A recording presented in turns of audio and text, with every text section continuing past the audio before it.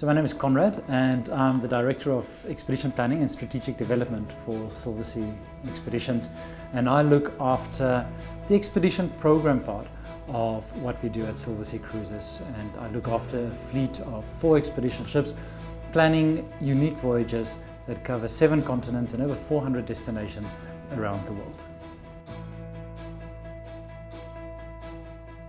So expedition cruising, in my mind, really is about the destinations, and it's how we interpret the destination. You know, a lot of the destinations that we visit with our expedition ships are also visited with regular tours or normal cruising, but it's what we actually do at these destinations that set an expedition apart from a regular cruise or a land tour or just a tour on your own.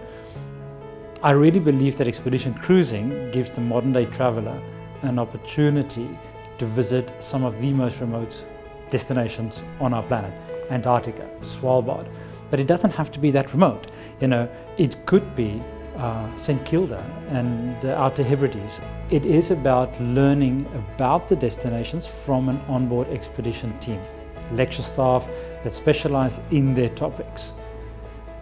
It becomes more about the destination than the ship. The ship, in our case, is a luxury platform. You know, in the past, expedition travel used to be on very, very basic ships. Bunk beds, shared facilities, pretty bad food. And with Silversea Expeditions, we use luxury ships to go to these remote destinations. Most of the time, when you lead an expedition, you see something that you've not seen before.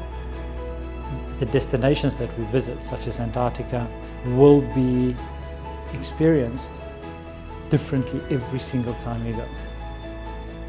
It is impossible to go to these destinations and take it all in the first time. So even though expedition travel is group travel, and you have between 100 and 200 guests traveling with you on these expedition ships, the ships are maneuverable and the itineraries are very, very flexible.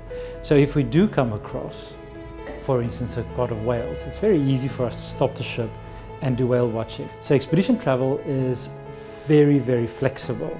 You do not have a set itinerary. Many of the places that we visit, you know where you're going to be the first day and the last day, and whatever happens in between, the captain and the expedition leader will make up, depending on the wildlife, depending on the weather, and depending on what they find out there. And even where it's a little bit more set, the itineraries, the experiences are very unique every single time we go to places. For instance, Papua New Guinea. You know, every time you go onto these islands in New Guinea, you don't really know what you're going to find there. These are not touristy destinations.